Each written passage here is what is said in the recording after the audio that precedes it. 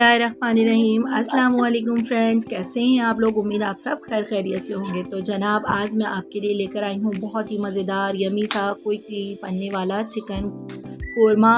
इसकी रेसिपी आज मैं आपके साथ शेयर करूँगी, जिसमें ना ही मैंने शान का मसाला और ना ही किसी किस्म के बाहर के मसाले इस्तेमाल किए हैं। घर के मसालों से झटपट से बनकर ये कोरमा रेडी होगा। तो चलिए आए बनाना स्टार्ट करते हैं। उम्मीद है आप लोगों को ये बहुत पसंद आएगा।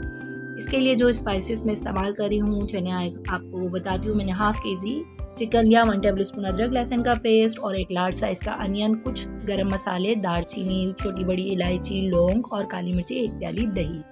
अब 1 कप ऑयल में मैंने अपना प्याज ट्रांसफ़र किया और इसको मैं अच्छी तरह से मिक्स कर पकाऊंगी, इतना कि मेरी प्याज जो है वो गोल्डन ब्राउन बहुत खूबसूरत से कलर में आ जाए।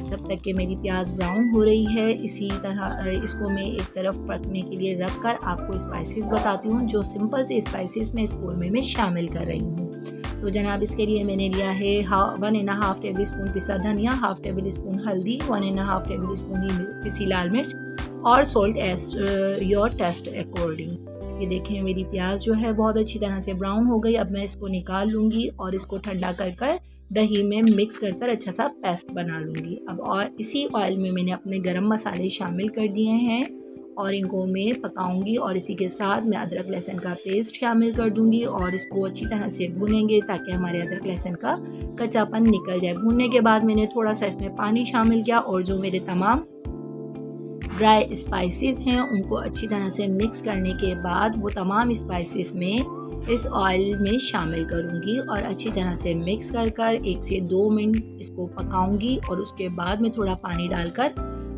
5 से 10 मिनट इसकी बहुत अच्छे से भुनाई करूंगी। जितनी अच्छी भुनाई होगी उतना मज़ेदार कोरमा बनकर रेडी होगा। ये अच्छी तरह से भुनने के बाद मैंने अपना चिकन सारा इसमें ट्रांसफ़र कर 1-2 मिनट इसको अच्छी तरह से मिक्स किया और 5 से 10 मिनट में इसको कवर कर पकाऊंगी ताकि चिकन का कच्चापन दूर हो जाए और थोड़ी ये गल भी जाए।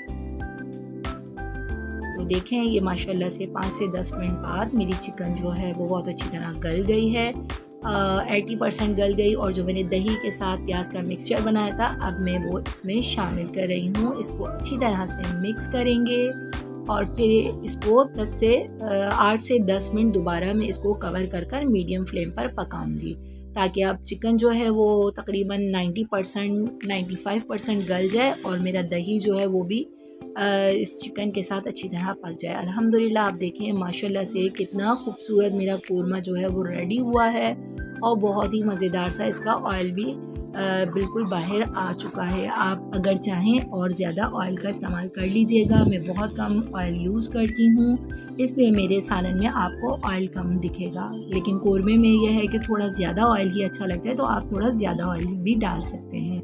बस ये मेरा कोरमा तैयार है। आप चाहें इसी स्टेज पर इसकी फ्लेम को ऑफ़ कर दीजिएगा और फिर इसको मज़े से सर्व कीजिएगा। लेकिन मुझे थोड़ा सा शोरबा चाहिए क्योंकि बच्चे थोड़ा शोरबा वाला पसंद करते हैं। मैं इसमें शोरबे के लिए 1 गिलास पानी डालूंगी और 5 मिनट के लिए मीडियम फ्लेम पर इसको पकाऊंगी। बस उसके बाद ये तैयार है और इसको हम डिश आउट करेंगे और फिर आपको दिखाएंगे।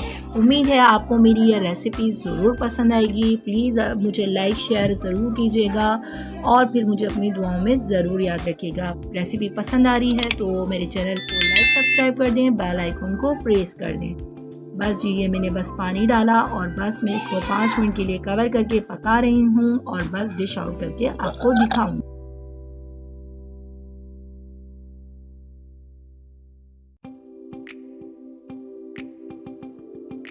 देखें जनाब ये माशाल्लाह से बनकर रेडी हो गया है मेरा कोरमा और इसको मैं प्लेटर में निकाल